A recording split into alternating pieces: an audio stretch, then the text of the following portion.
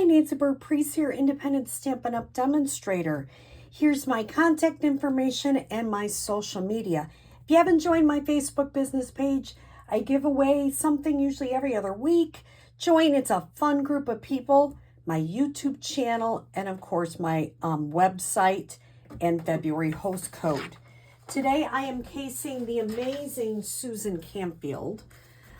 She is phenomenal. I met her in person, and she's as wonderful in person as she is when you see her online. So this is called the 4-piece puzzle card. So your card base is pretty basic. Oops, sorry. Which is 4 1/4 by 11, scored at 5 1/2. And mine is sort of crooked. Let's see if I can make that a little bit straighter. There we go. I have an inside white, which is 4 by 5 1/4. I already stamped it with a layering leaves saying and added a little bit of designer series paper 3/4 by 4. So I can go ahead and put that on the inside. Now the way Susan had hers on white, which was very nice, but I love the red. I don't know if it's winter here in New York, but it is very dark and cold here. So I like that we have a little bit of color on this card. So the background mixed media black is 3 1/4 by 4 1/2. And I'm going to go ahead. I'm trying to stay in camera better. I've been doing bad about that lately. So I'm going to put this right on there. Now, could I have done something with an embossing folder in the background? Yes, but it just seemed too busy to me. So I left it a plain edge. Now, this is the part we're going to be working on cutting. So I'm bringing my paper trimmer in.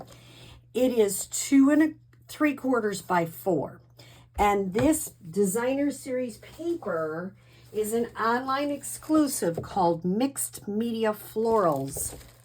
It is gorgeous. I just love it. I love the colors. It's got some black. Could you, at some point I'll have to do that. You could color that with blends or pencils or whatever. It's really gorgeous paper. So I've got a piece 2 3/4 by 4. The first thing I'm going to do is I'm going to cut it in half. 1/8, 2/8, 3/8. I'm going to cut that right in half. I'm going to move my right side to the, well, if I can get it. Come on, it's sticking right over there. The top, this is my left side. I'm going to cut my top left side at 1 1/4. I'm going to keep those in order. And then I'm going to do the bottom right at 1 1/4.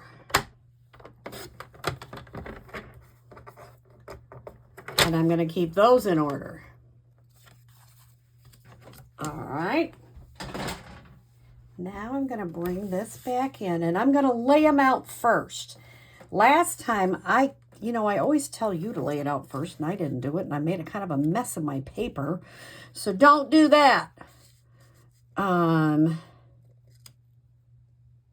it's fun to leave a little bit, and it's personal, whether you want it all together and have a bigger edge. It's not going to stay perfectly, but you get a sense.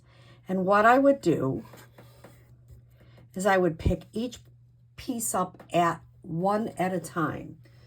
So I'm going to do this top left corner, and I'm going to put some dimensionals on it. You do not have to. You can put them all down and then maybe just pop up this saying. I didn't pop up this saying. I popped up these. That is how Susan did it. And I thought it added a really neat texture. It is kind of a pain in the neck. I will tell you that. Now making sure that looks about right. Because it's hard with paper. Once you put it down with the dimensional, you got to kind of organize it right away or it gets out of control. You can just see, look at this one. I kind of messed up with it a couple of times. It's not bad because I put this saying over it, but, Now I'm taking some dimensionals. on this one. You notice I'm doing a piece at a time to keep them in order. If you come to one of my classes and you get them, first thing you want to do is put your puzzle pieces together. I tried to put them in the envelope like they would be together. Moving that over just a little bit. And here we go. I don't mind that there's a little white space. Basically, I cut kind of the corners of this mixed media designer series paper because it's really, really pretty.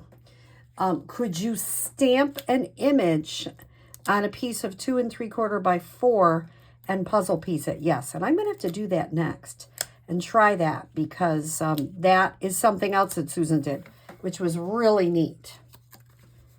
All right, I'm going to line that up as much as I can and then put this at the bottom.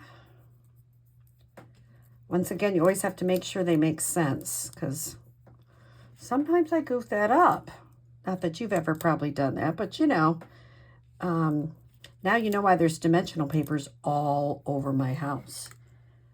Okay, let's see. Does that match? Is it like that? See, that's where I did it. It's got to go like that. So kind of make sure you get them correct. And then I am going to just adhere that down here. You could adhere it anywhere you want. And I think every time you make a card, you might adhere it someplace different. So I'm going to adhere it down here. And I am going to take one of these really neat butterflies and just pop that at an angle like there. Just adds a little color to the card. So every time you make it, it looks just a little bit different. Isn't that an easy card? I'm doing it at my class with designer series paper, but you can also do it with a stamped image. So I hope you try the 4-piece puzzle card cased from the wonderful Susan Campfield.